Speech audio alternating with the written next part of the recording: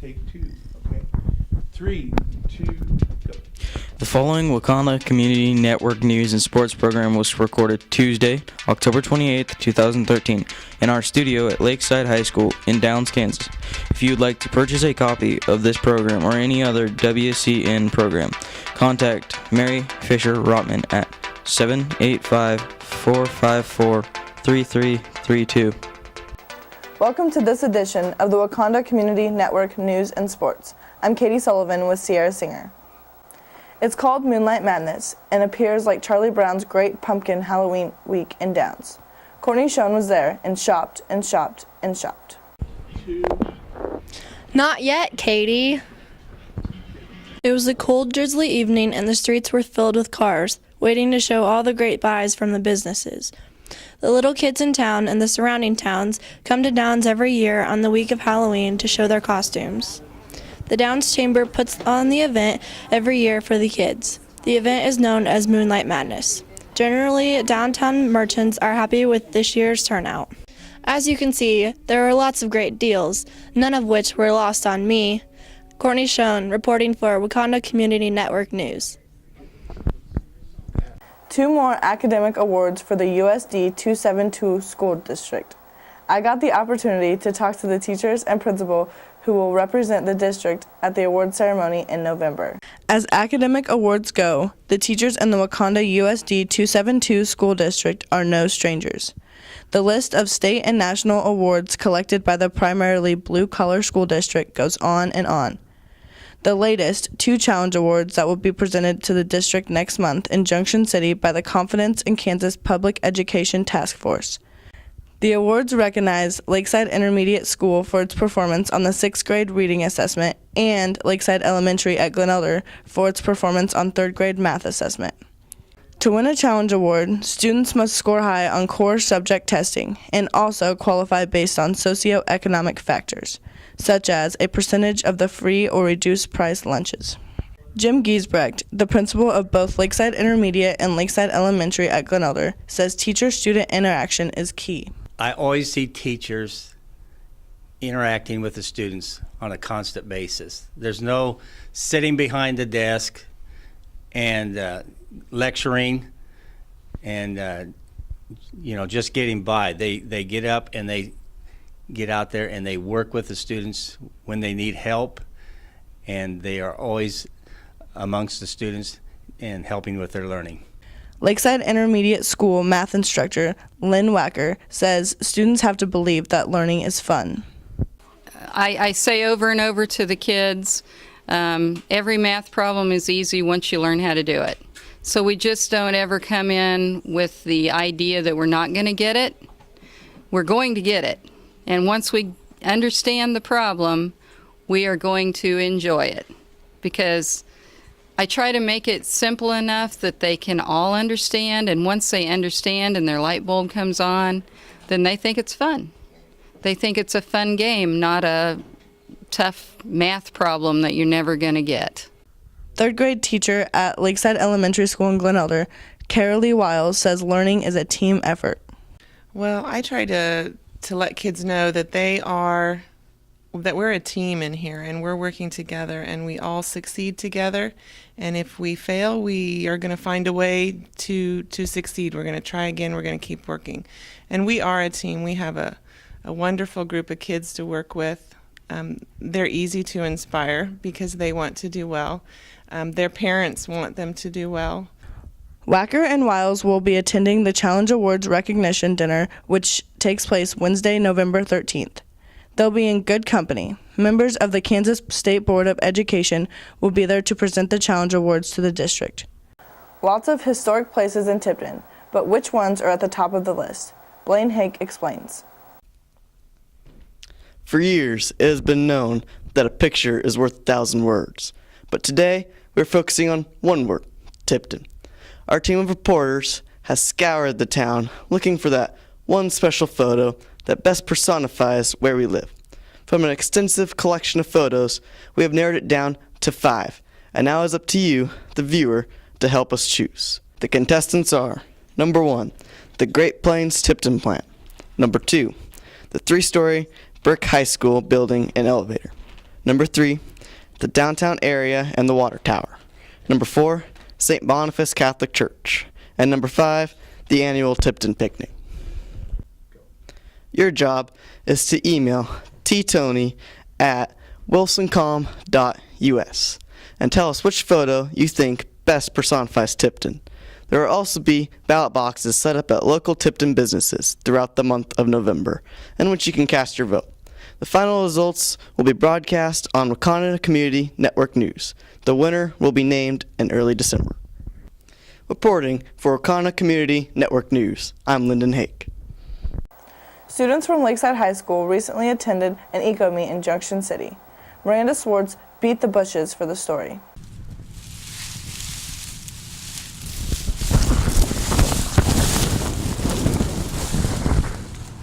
Wow, it's wild outside. What do you know about Kansas plants and wildlife?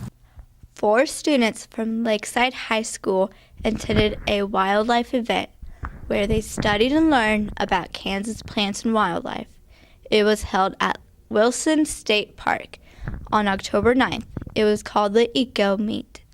13 teens from North Central Kansas brought teams of 4 students to this event.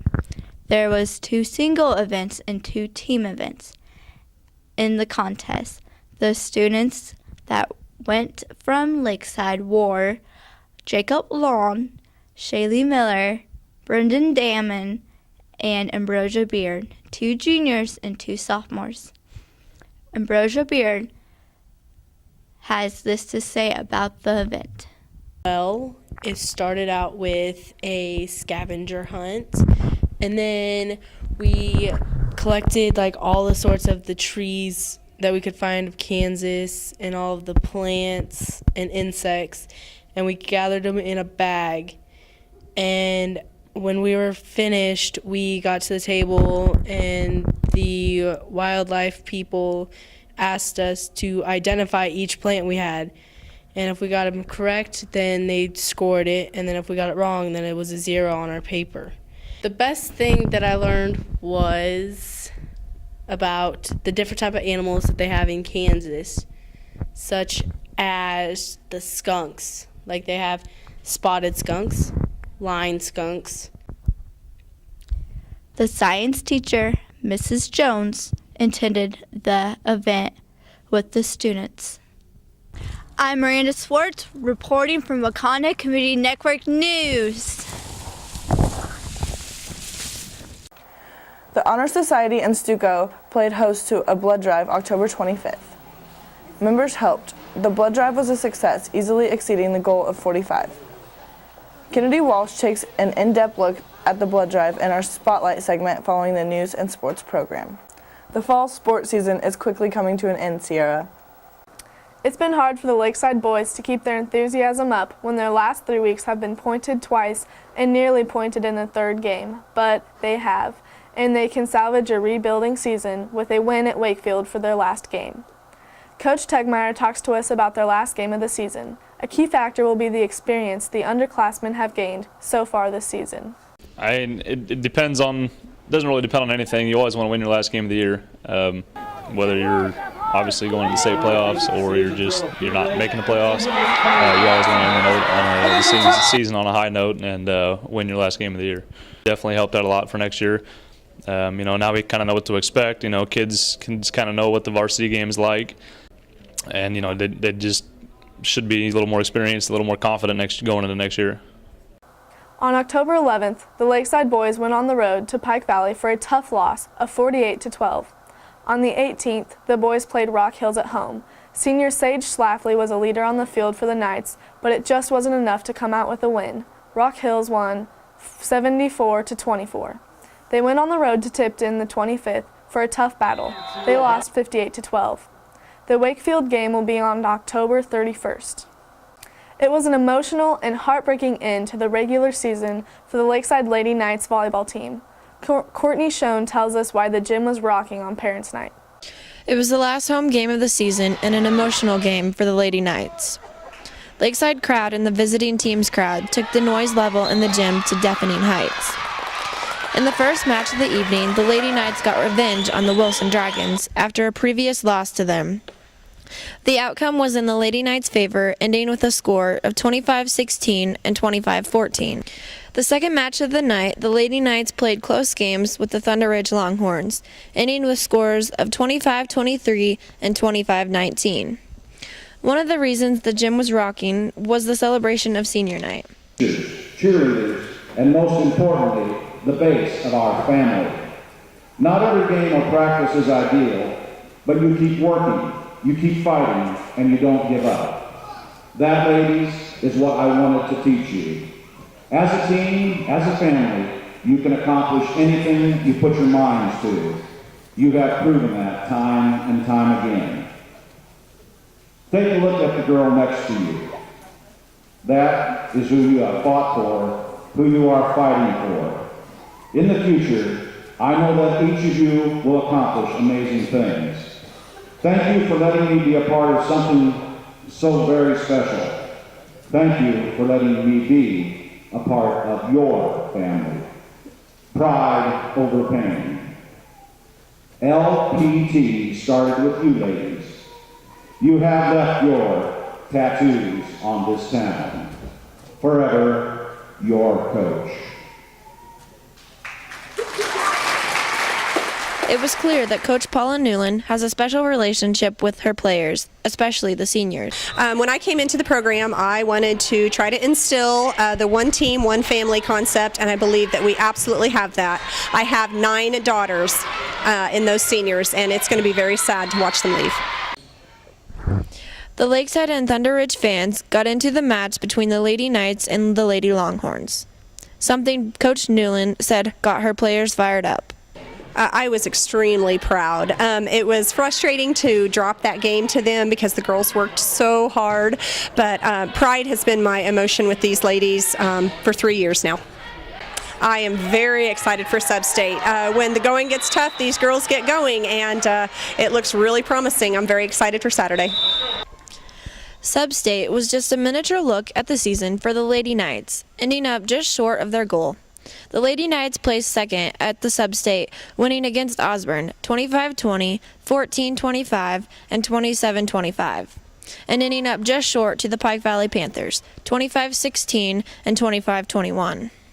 The gym is empty now. The season is over, but it was a good one. Courtney Schoen reporting for Waconda Community Network Sports. The recent Lakeside Invitational Cross Country meet featured a large field of runners. Tristan Bramer sorts out the results for us. The Lakeside Invitational October 17th was the last regular season tune-up before postseason action for the Lakeside High School cross-country teams. There were 202 runners total between the boys and the girls. The boys ran 3.1 miles and the girls ran 2.5 miles. The Lady Knights placed 9th out of 22 teams. Freshman Jessica LaRock placed 39th with a time of 18 minutes and 30 seconds. Here's how the other Lady Knights placed. Erin Brown placed 49th, Sheila Elmore placed 59th, Paige Stanfield placed 65th, and Cheyenne Harding placed 72nd. The Lakeside boys had a little tougher time of it. They placed 18th out of 22 teams. Senior Justin Underwood placed 87th with a time of 21 minutes and 46 seconds. Here's how the other Knights placed. Alex Katsianis placed 89th, Drake Copes placed 97th, Ben Hake placed 98th, Lyndon Hake placed 111th, and Josh Arnoldi placed 120th. The Knights head west to Wheatfield for some region. For Waconda Community Network News. The Lakeside Junior High football and volleyball teams have just wrapped up their seasons. Justin Underwood has the rundown of their season closers. The Lakeside Junior High football team completed their season with 2 tough home games. On October 17th, the Knights played Pike Valley Panthers, losing 52-6. Their last game of the season, on October 22nd, the Knights played the Lincoln Leopards, losing 56-16. The Lakeside Junior High volleyball team played at the Pike Trail League Tournament on Monday, October 21st. The Lady Knights beat Rock Hill, splitting the 2 sets, 18-25, 25-18. And then winning their last set 15-7. The Lady Knights then lost to Pike Valley 25-20, and 25-14. The Lakeside won their consolation match against St. John's 25-15, 25-12. They placed third overall in the tournament. The very next day, the Lincoln Leopards came to town. The Lady Knights beat them 25-13 and 25-6. The B team won against the Leopards in 3 sets, 23-25, 25-11, and 15-9. Assistant coach Julie Smith says she hopes a strong JV team will be a winning varsity team next season. Oh, wow. We had a great year this year. The girls did really well, all of them. I'm really proud of them. And next year, I have high hopes that they will, continue to succeed and do a great job. Thank you, Sierra. We are unveiling the first of what we are calling the Dozer Report with Aaron Dose. Aaron is already looking ahead to graduation and life in the real world. The teachers have been telling us that the school year will really go fast. We're already a fourth of the way done. That doesn't leave a lot of time to decide what we want to do after graduation. Over the years, I considered law enforcement, the military, a mechanic, computer technician, and a pilot. I even considered going into teaching. I thought I'd start small. All right, kindergartners, let's do some math. How about recess? Yay! Let's start with Mary Rotman. I wanted to be a teacher. I always did want to be a teacher. But I never dreamed that I would be the kind of teacher that I am. The teachers teaching the subjects that I'm teaching now. That's not what I thought I was going to do. Mrs. Rotman's career choice out of high school was to be a teacher. She became a teacher, but only after taking several other jobs on the way.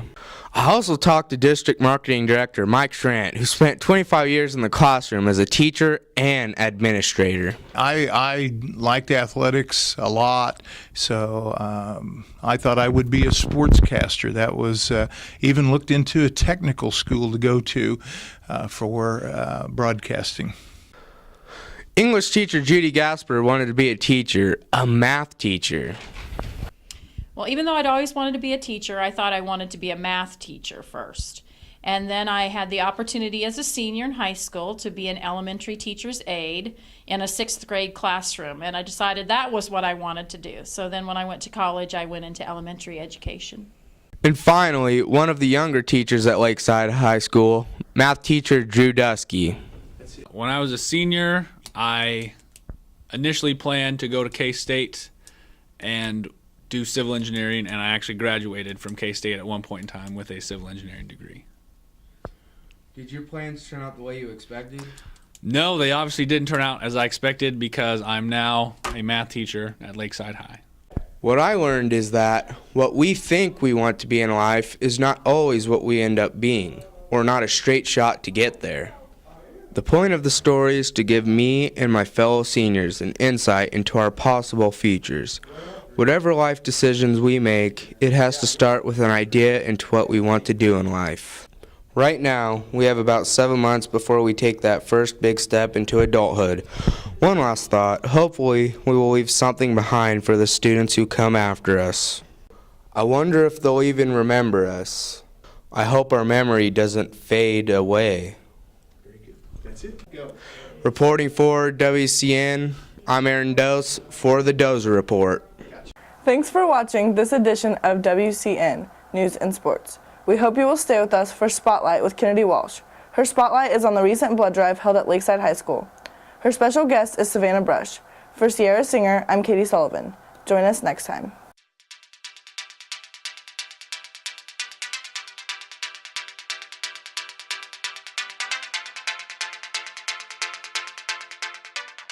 Hi, I'm Kennedy Walsh with the Waconda Community Network Spotlight. Today I'm here with Honor Society President Savannah Brush. What projects has Honor Society been working on this school year? Well, our main focus this year is the blood drive, and that was on October 25th, and now we're just working on getting some more community service hours for our program. Why was Honor Society sponsoring the blood drive this year? We decided to sponsor the blood drive this year because we had to have community service hours for the National Honor Society. So that seemed like we could get a lot of easy hours there, so that's what we decided to do. How did the blood drive turn out this year? We had a really good turnout this year at the blood drive. There was 34 donors, and it was a lot of young adults and high school kids, so I was kind of surprised at that. How is Honor Society involved with the blood drive? We all came in at 7:30 and unloaded the truck and helped the nurses and the truck driver set up. And then throughout the day, the student council helped us, and we ran and worked the blood drive all day. Why do you think blood drives are important? I think blood drives are important because, we're really helping people that are in need of the blood, and it's just a good thing overall. And I know last year the Lakeside Honor Society became part of the National Honor Society organization. Can you tell us about the differences between the Honor Society and National Honor Society? The National Honor Society program is more serious and strict. It's not just about academics as it was in the local level, but more leadership and volunteer work and being a leader in the community. Thank you, Savannah, for being with us today. I'm Kennedy Walsh with the Waconda Community Network Spotlight.